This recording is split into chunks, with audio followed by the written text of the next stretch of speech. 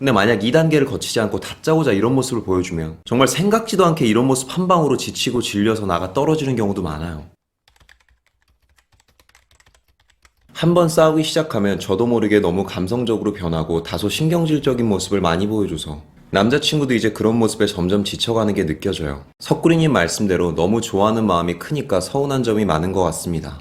어떻게 해야 남자친구에 대한 저의 마음을 줄이고 더 성숙하게 연애할 수 있을까요? 좀 감성적이고 신경질적인 모습을 싸울 때마다 많이 보여줬다면 상대 입장에서 좀 지칠 만한 계기가 되는 건 사실이죠. 사연자님 말씀대로 좋아하는 마음이 크다 보니까 그만큼 서운한 것도 많고 바라는 것도 많아지고 그건 어쩔 수 없는 영역인 것 같아요. 그래서 맨날 서운한 거 많다고 싸우는 커플들이 실제로는 연애 더 오래 하는 경우 많잖아요. 근데 그렇다고 해서 남자친구에 대한 마음을 애써 줄일 것까지는 없다고 전 봅니다. 뭐 좋아하면 좋아하는 거지 뭐 덜 좋아라 했다고 덜 좋아할 수 있어요? 근데 싸울 때마다 좀 이성을 잃고 신경질적인 모습을 많이 보여준다고 한다면 그건 좀 고쳐야죠. 가끔 남자분들 사연 받아도 여자친구한테 빨리 질리게 되는 포인트는 10건이면 한 7건 정도가 싸울 때 그 포인트를 많이 발견하더라고요. 두 사람이 싸우더라도 현명하게 싸울 수 있는 방법이 있거든요. 원리는 아주 간단해요. 내 애인에게 내가 바라는 점을 이야기할 때 딱 두 가지만 정확하게 짚을 수 있다면 대화가 너무 맥락 없이 산으로 간다거나 그냥 밑도 끝도 없는 감정 싸움이나 오해로는 가지 않는다고 보는데 그 두 가지가 뭐냐면 일단은 내가 화가 난 이유를 이야기하고 어떻게 해야 지금의 내가 풀릴 수 있을지 그 해결책에 대한 걸 명확하게 제시할 수 있으면 싸우더라도 이 사람에게 실망한다거나 질린다는 느낌을 주지 않아요. 근데 대부분은 그렇게 못하죠. 그게 왜 그런 줄 알아요? 어떻게 해야 내가 풀릴지에 대한 걸 본인이 모를 때가 많아요. 일단 나 화났어. 너무 짜증나. 견딜 수 없어. 화가 난 이유 막 얘기해요. 여기까지는 좋다 이거예요. 근데 일단 내가 화가 난 걸 떠나서 정말 현실적으로 본다면 이제 이걸 어떻게 할 거냐고요. 어떻게 해결을 할 건데.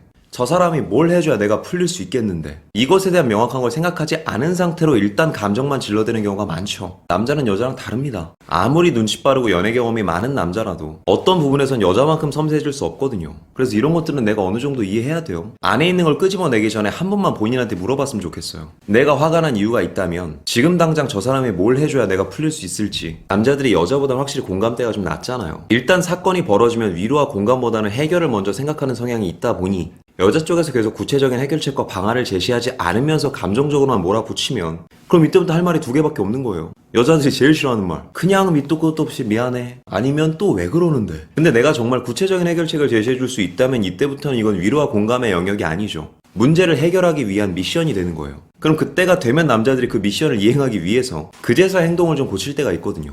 물론 남자가 지금 여자를 좋아한다고 가정했을 때. 그리고 이건 사연을 떠나서 제가 개인적으로 추천해드리는 방법인데요. 만약에 내가 화가 난 이유도 알고 해결책도 제시했는데 나도 모르게 막 이성을 잃게 된다거나 나도 모르게 신경질적으로 변한다거나 그런 분들은 저 현실적으로 말해서 그거 연애 문제 아닐 수도 있어요. 무슨 말이냐면 지금 당장 나를 힘들게 하는 것이 연애 이외의 다른 일들일 수도 있다는 거예요. 학업에 대한 문제라든지 진로에 대한 문제라든지 이직에 대한 문제라든지 아니면 인간관계에서 오는 스트레스나 가족 문제 그런 부분을 한번 진지하게 고민해봤으면 좋겠어요. 우리의 삶이 힘들어질 때마다 가장 먼저 적신호가 나타나는 영역이 연애예요. 그렇기에 어느 날 내 연애가 너무 마음대로 안 풀리고 연애를 하는 태도가 내가 생각했을 때도 옛날과 많이 다르고 많이 심란해지고 많이 불안해지고 삶의 중심을 잡지 못하는 경향이 느껴진다면 반드시 연애 이외에 다른 문제도 있을 겁니다. 아주 오래전부터 외면하고 있었던 혹은 예전부터 알고는 있었지만 겁이 나서 마주하고 있지 못했던 어딘지 모르게 혼자 아파하고 있는 그런 부분이 있는 게 아닌지 진지하게 생각해 보시기 바래요. 정말 내 삶이 내가 생각한 범주 안에서 안정을 찾고 연애를 하는 내가 딱 자기 중심이 서 있으면 그때부터는 연애가 그렇게 우리를 힘들어하게 만들지 않거든요. 그래서 아시는 분들은 아시겠지만 초반에 제 채널 이름이 다소 하찮은 이야기였어요. 삶의 중심이 잡혀있는 사람에게는 우리가 너무 스트레스 받고 힘들어하는 연애 고민조차 다소 하찮은 이야기로 느껴질 때가 많거든요.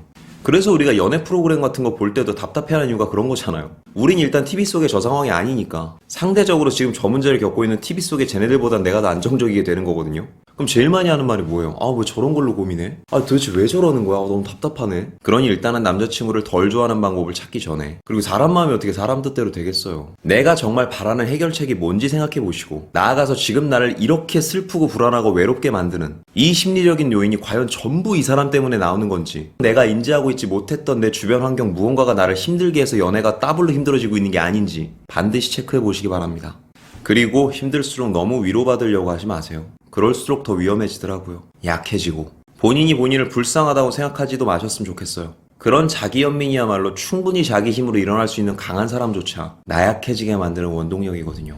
반드시 딛고 넘어갈 수 있으리라 봅니다. 제가 드릴 수 있는 말은 이 정도인 것 같네요. 오늘도 영상이 마음에 드시는 분들은 여기 있는 사진 한번 눌러주시고 구독과 좋아요, 알림 설정 부탁드릴게요. 아프지 말고 삽시다. 석구리였습니다.